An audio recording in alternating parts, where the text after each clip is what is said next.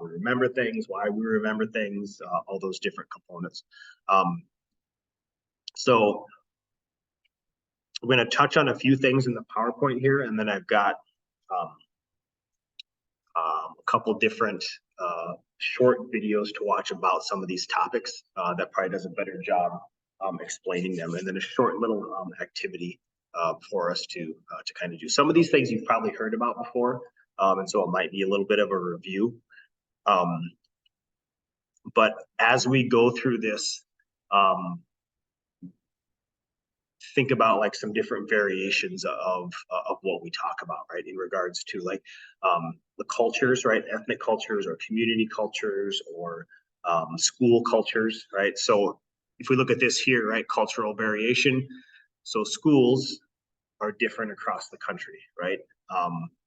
Who attends school and then for how long they attend, right? So in your guys' experience, when do most people start school? Like what age group or what age do they start, would you say?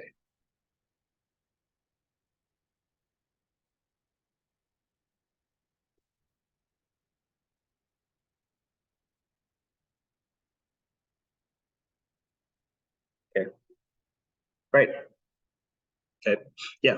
Did you know kindergarten is not required in the state of North Dakota?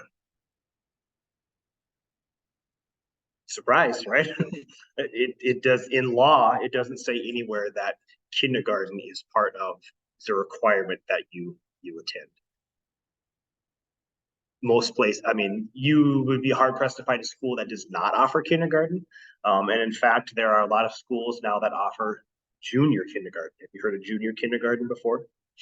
Junior kindergarten is basically like a type of preschool. And it's for those kids who maybe are not quite ready to go into kindergarten, but are old enough.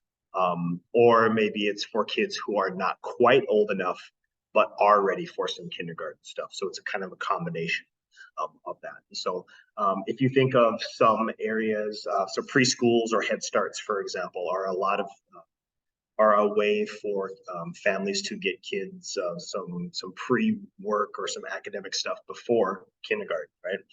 Does every place and every family have an opportunity to go to Head Start or preschool?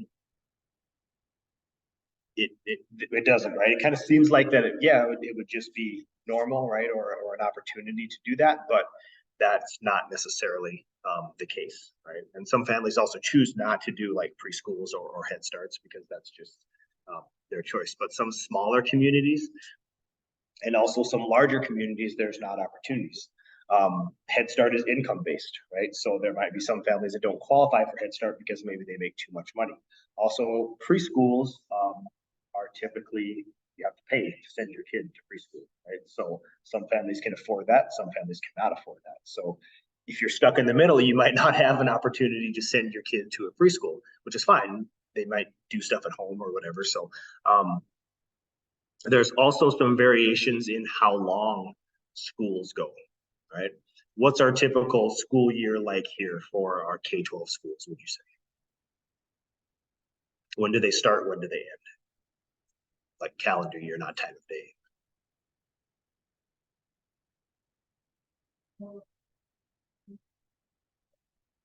Right. Okay, middle of August to mid-May. Did you agree with that, Haley? Does that sound right?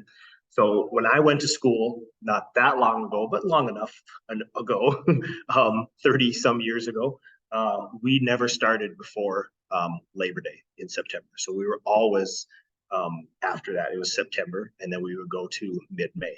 Right. So it has extended a little bit with that.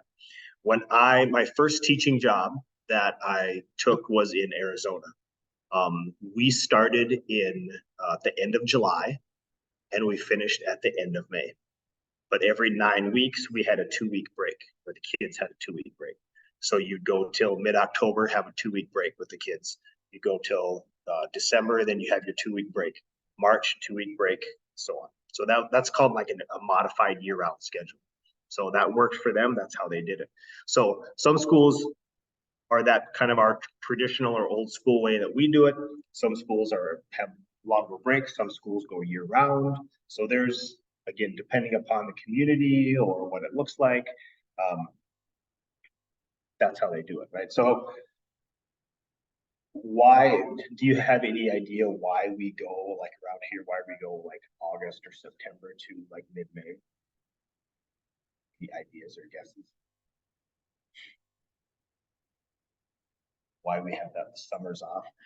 Like historically, like years and years and years ago in the history or the foundation of like the current K-12 setting, a lot of um, communities were like rural, right? So in the summertime, there needs to be help with families and stuff for like farming, ranching, and those types of things, etc. So summertime was when a lot of that happened. So their setting or their thought was schooling during that time. So we have definitely shifted away from that now. Some communities are like that, but a lot of them are not, which is why there's a little bit more of a shift in regards to what schooling looks like in terms of how long and when they attend. So anyway, that's wasn't really going to spend a whole lot of time on that, but anyway, just know that there can be some variations in how long schools can last, like the times of days. So we have 4-day school weeks for some around here, right? I mean, we're kind of a 4-day school week, right? There's no classes for you guys on Fridays, right? Some schools are like that. Some go 4.5 days. Some are longer. There's just a requirement for first grade and up, and there's also a requirement for kindergarten for those that have it, for the number of hours that you have to put in.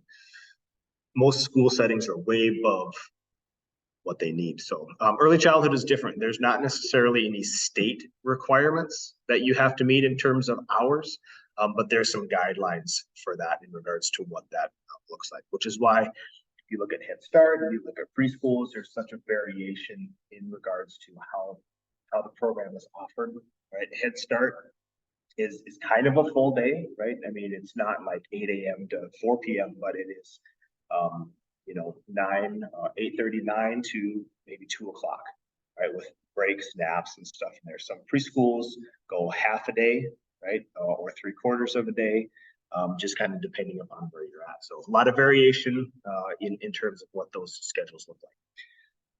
Any questions or comments on that? You guys have any opinions on what it should look like? Remembering back to your school days, did you prefer the super early in the morning, going to school? I always thought that it would be interesting, what would it look like if you did like a 10 o'clock to whatever, 5 o'clock or whatever it is, and incorporated like if you had extracurricular, I'm talking more like middle school, high school, but this could be elementary, extracurricular stuff as part of the school day. So if you have kids that are involved in sports, they could do that. Or if you had arts, or if you had music, or if you had different stuff, that you could do that kind of at the end of the day and still start later in the day. I know that doesn't always fit with parents' schedules when they go to work and all those things. So there's other things that are part of that. But think about sometimes how early that you guys had to get up, or that kids do have to get up, like either catch the bus or whatever. And kids getting up at 5 o'clock in the morning or 6 o'clock in the morning to try to get to school and ride a bus, that can be kind of tough. So that's my soapbox. I'll hop off of it and continue on. So a couple things just to talk about. Multiple intelligences. Have you heard of that before? Okay, we're gonna a short little video to go over that and talk about the different types of multiple intelligences, and the activity that we're going to do quickly just talks about how we can incorporate some of those intelligences into like different settings as far as like teaching or modifying an activity to include maybe a logical mathematical activity. We could also turn into a musical activity and connect them types of things. So we're going to talk about that a little bit. Two different theories here, Piaget and Vygotsky's view of cognitive development. They're somewhat similar, but also different enough that it's important that we look at the differences between them.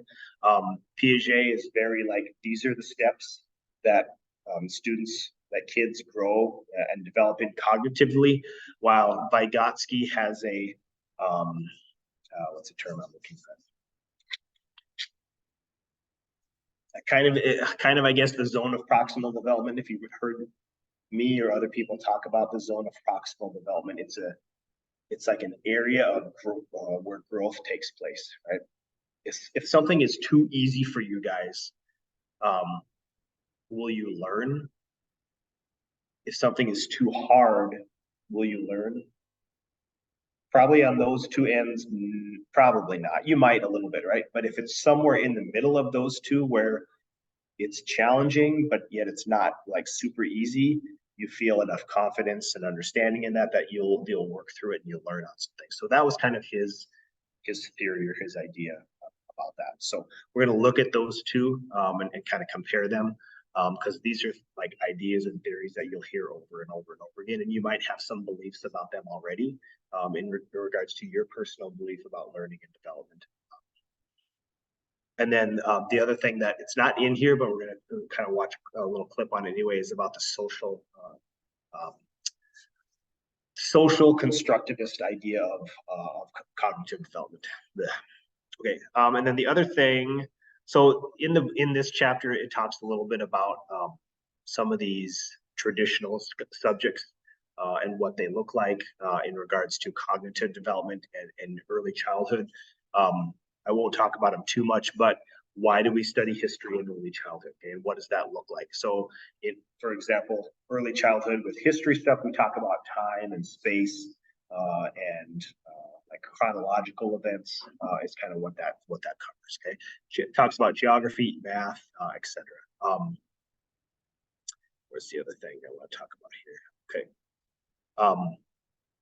so memory is something with during this phase of development that is constantly changing and evolving with kids. Okay, so we have an implicit and an explicit memory. Okay, an implicit memory is something that is very like we just know how to do it. It's procedural, right? So basically, it's something.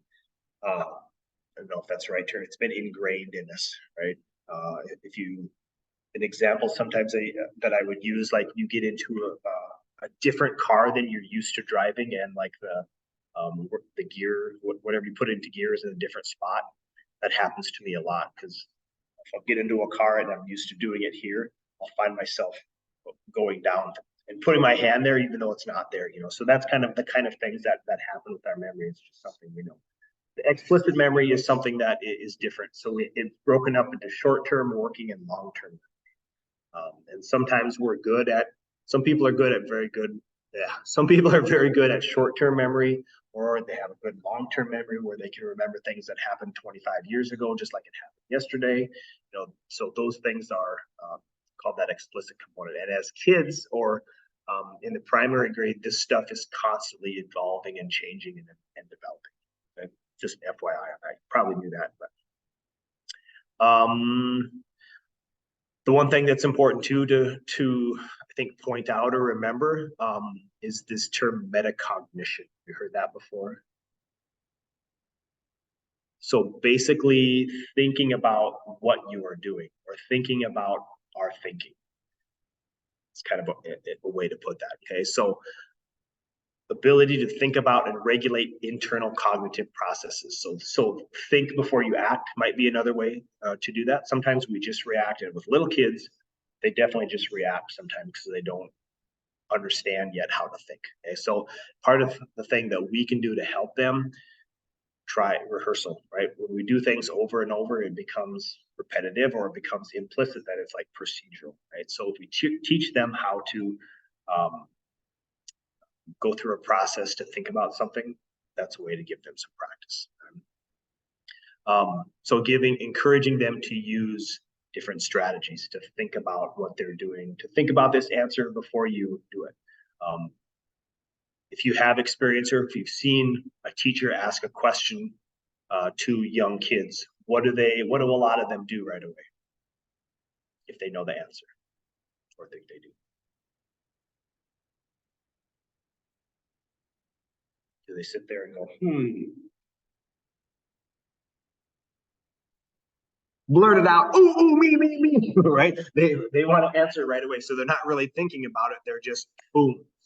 And so I think it's good that we start or that we teach kids to take them, I mean, take 10 seconds, take 30 seconds to think, about that. Because sometimes what happens, in my own personal opinion, the kids that know that's great that they know an answer to something right away. But for those of us that take a little bit longer to process information, right, and we're not sure, we want to think about it, we're not raising our hands right away, or we're not blurting out the answers right away. We're thinking, or we're not sure, or, I don't want to answer wrong, so I'm not going to answer at all type thing. We want to give everybody, but we want to give those kids time to think about that as well. And that's part of metacognition. That's what it is. Take some time to think about your answer or what you're going to say. So, and it kind of goes back to,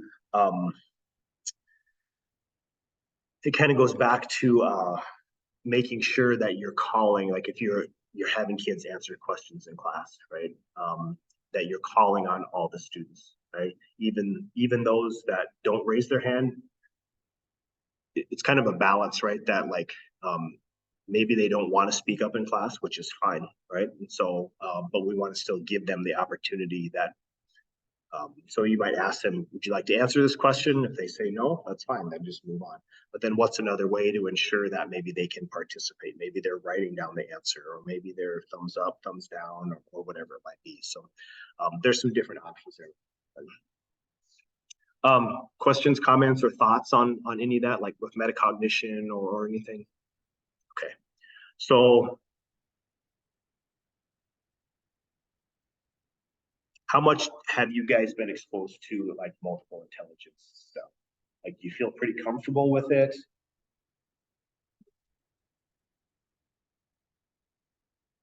Okay. Okay. Okay. So I didn't want to go over this and share this again, like in case it was something that you've heard like thousands of times. I can just like to send my, memorize it. But so we'll go through it. So 8 different intelligences, and there is some.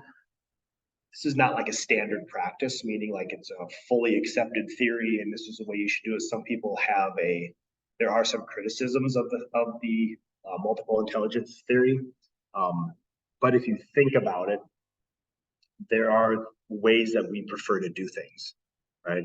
Some people prefer, I would rather read information out of a book and I can remember that stuff just like that, right?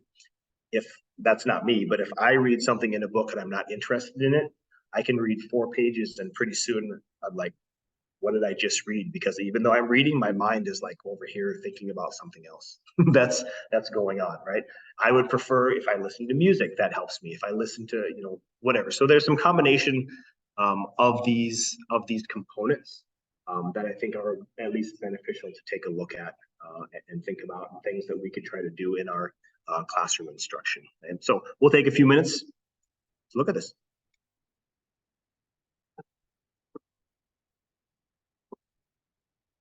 Howard Gardner says there are actually multiple types of intelligence, and I'm going to go through them with this video.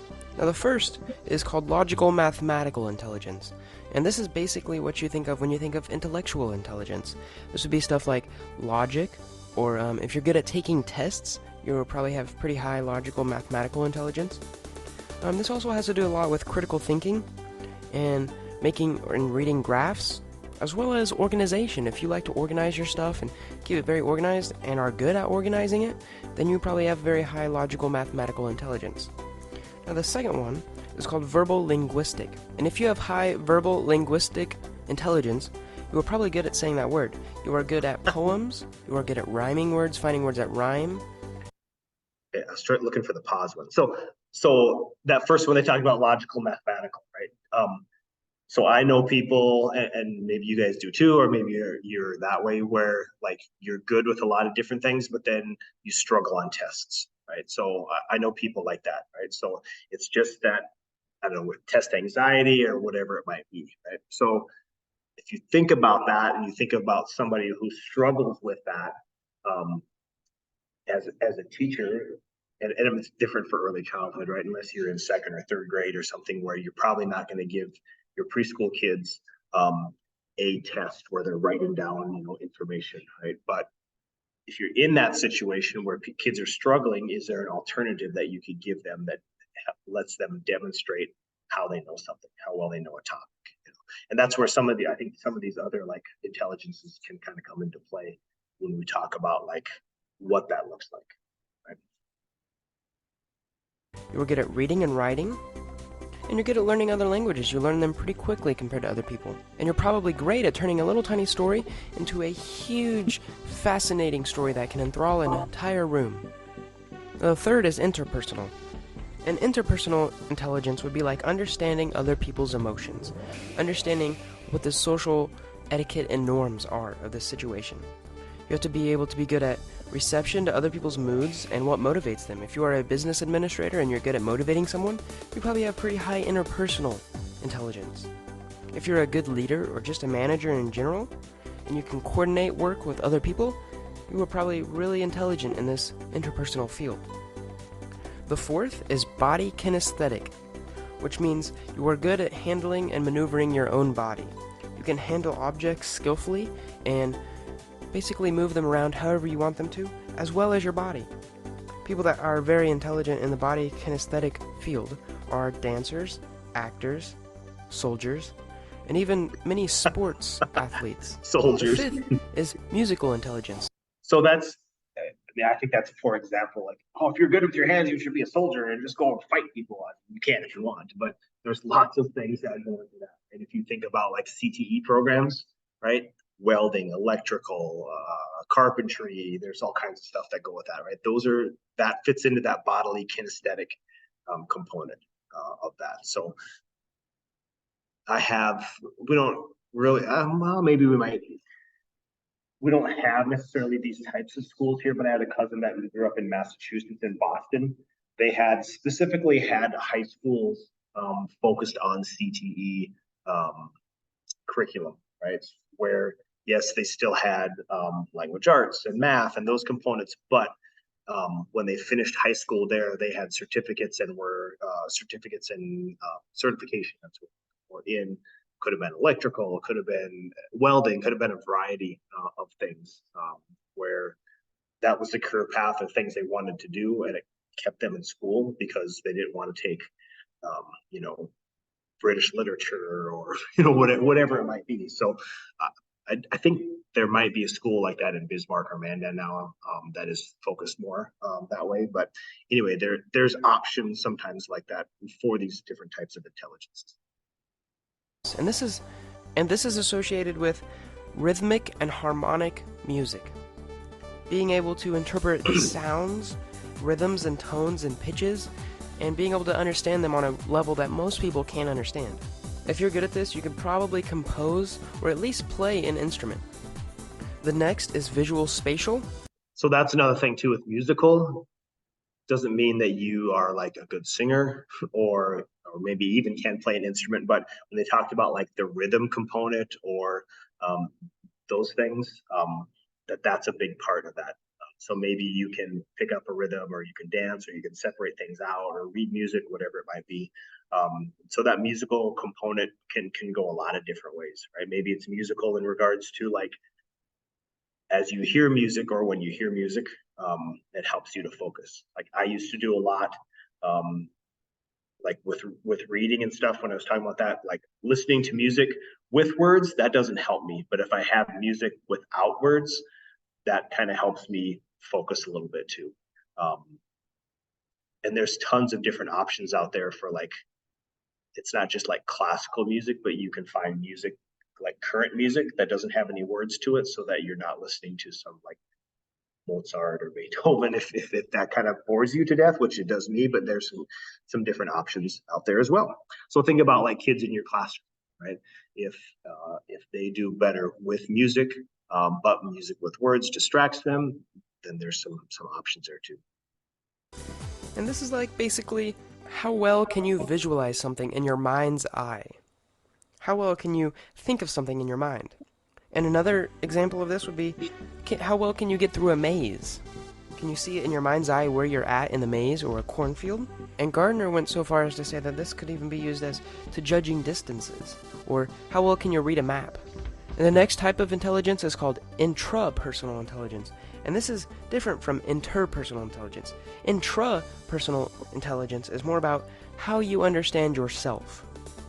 Are you self-aware? Do you know what feelings you are feeling, what emotions go through your mind when you are in certain situations? How well can you control your thoughts and actions and feelings in general? Do you know your strengths and weaknesses?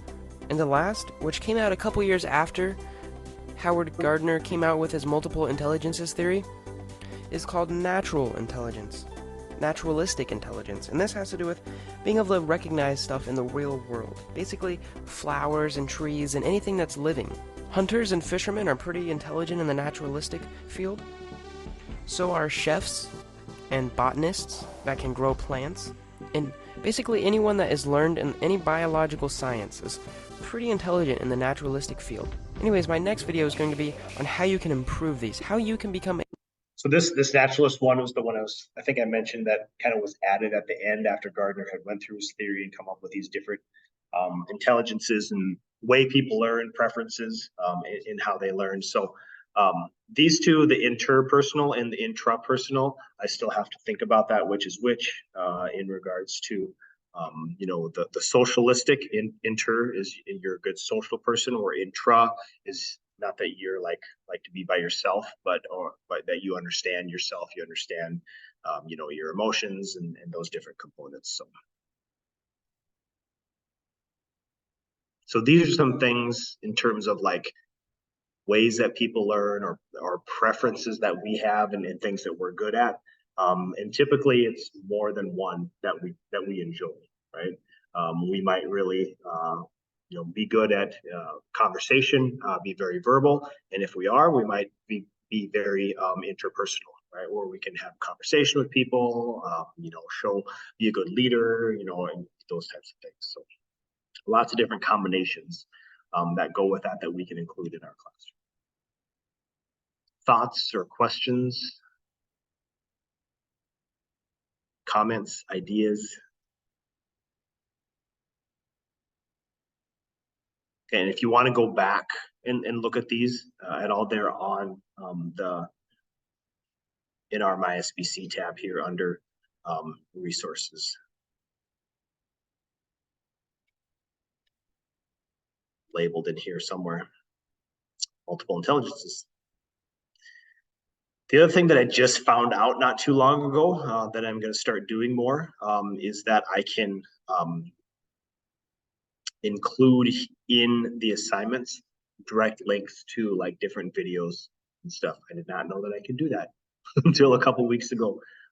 So like next week, when we do chapter 16, I'll email it to you, but I'll also add the link in terms of like the chapter right here under this quiz. So that's easy access when you go to coursework. You don't have to go through and see it. So in the email, or look for it in that tab.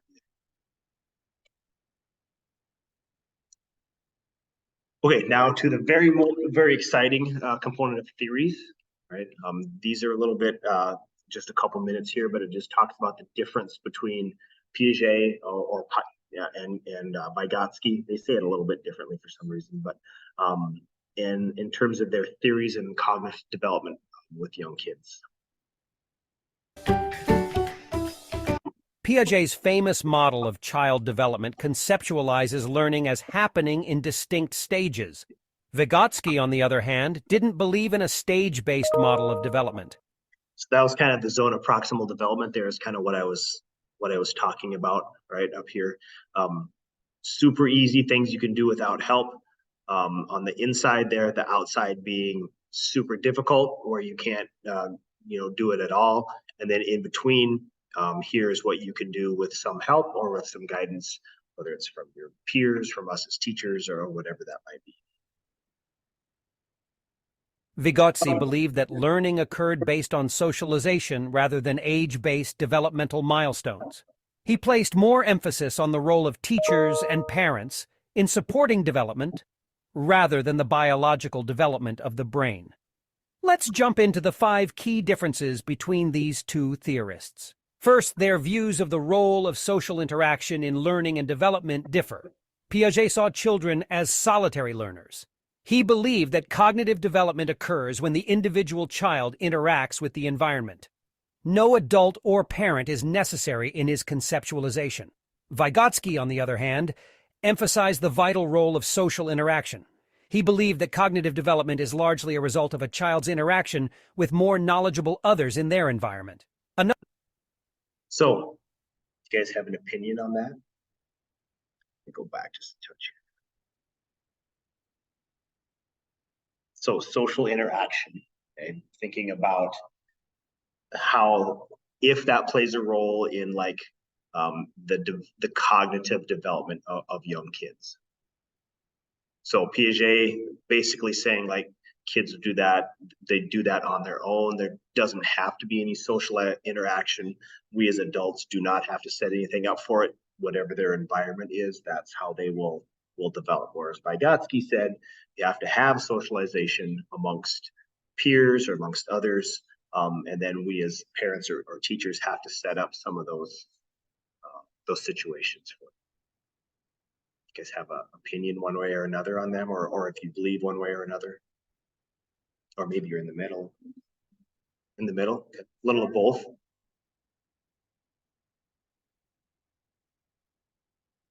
Sure. Yeah. Right. Yep. Okay. Good.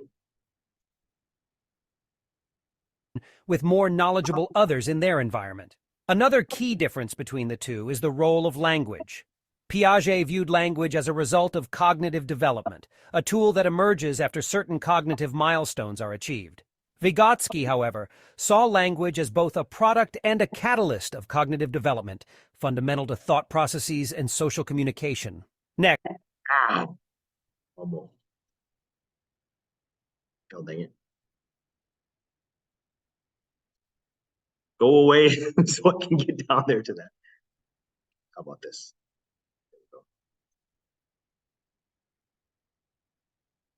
So Piaget, as I say, basically saying that the development of our brain stimulates language, where Vygotsky is saying, yes, that is true, but language use also stimulates cognitive development. Okay, so pretty similar, but a little bit of difference in that component there also. Okay. Let's explore the concept of readiness in both theories. Piaget's theory includes the idea of stages, suggesting that children must reach a certain level of cognitive maturity before they can understand certain concepts, known as readiness. Vygotsky's work didn't explore biological readiness as a key factor in learning. Rather, he proposed the zone of proximal development. Yeah, kind of like I talked about already, right? Like you may not be at a stage, right, where you're developmentally ready. But if there's a little bit of prodding and a little bit of information, you might be able to go beyond that based upon some support from a parent or teacher or whatever other factors. So a little bit of difference there as well. Emphasizing that learning is most effective when tasks are just slightly beyond a child's current competence, but achievable with guidance. So for Vygotsky, a child's readiness isn't based on the child's age. Each child's readiness is individual to that child. Piaget and Vygotsky also disagreed about the role of cultural factors in impacting development. While Piaget's theory is universalistic, assuming all children go through the same stages of cognitive development, Vygotsky placed more emphasis on cultural and social influences. He argued that cognitive development can vary across different cultures due to differences in social interactions and cultural tools of thought. You guys have an opinion on that between these two? So Piaget, no matter, it's universal, all the stages at the same age, no matter where you live. If it's here, if it's in Africa, if it's in Europe, whatever. Where Vygotsky says that social influences, community, cultural, etc., are going to influence when that develops.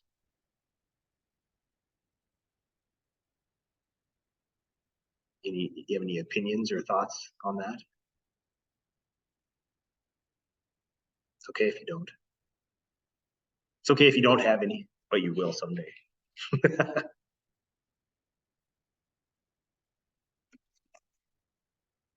Okay.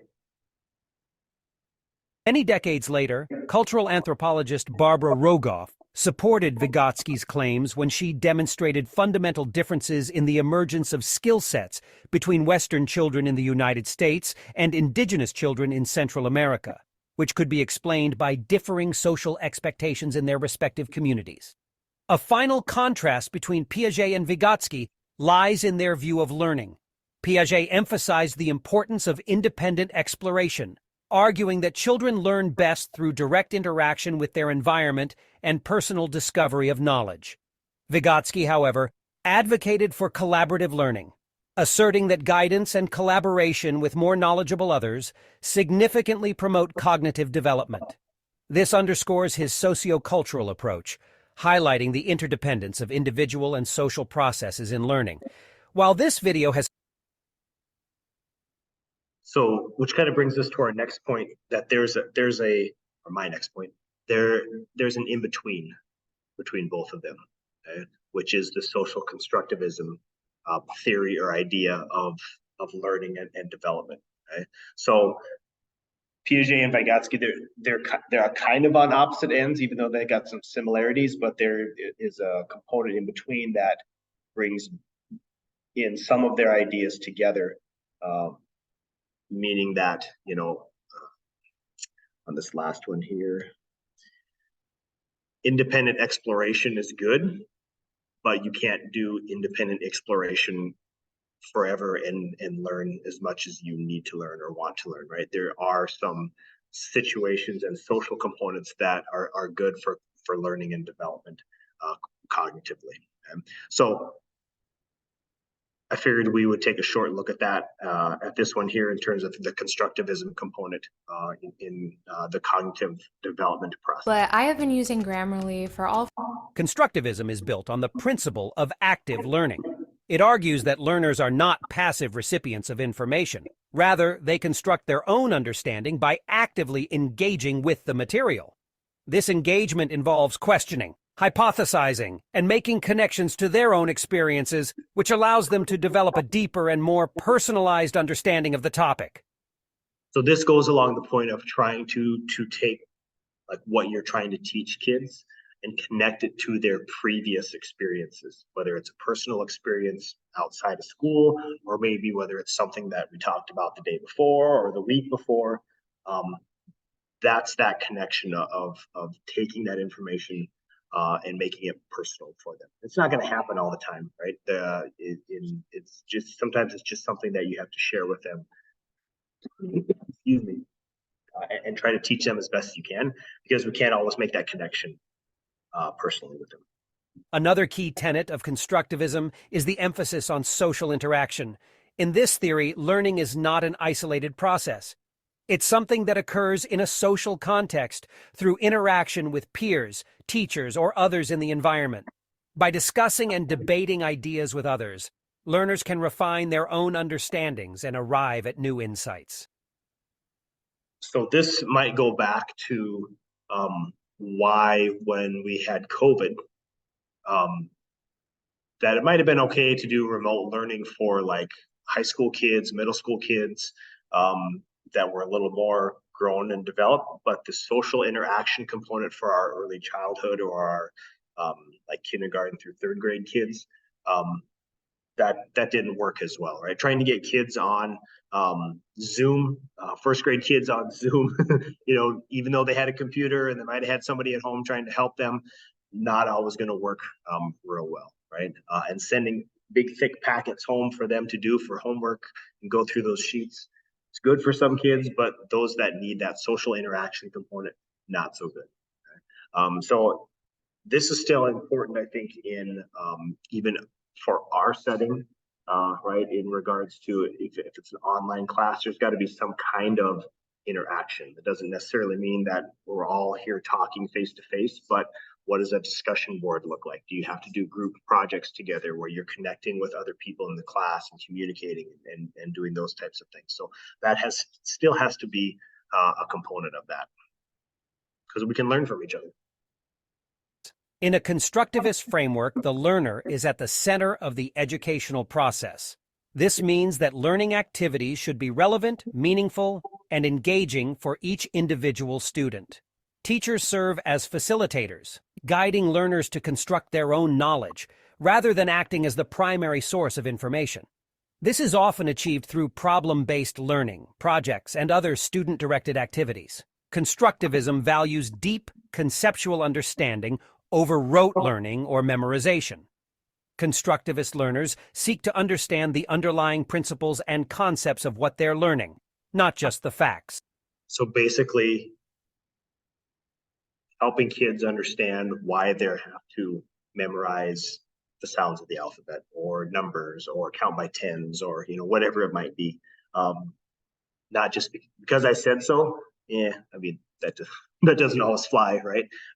Because that doesn't make the kids know or understand why they are learning it. Sometimes they don't have to know or need to know or care to know, but sometimes they do. Like, why do I have to know this?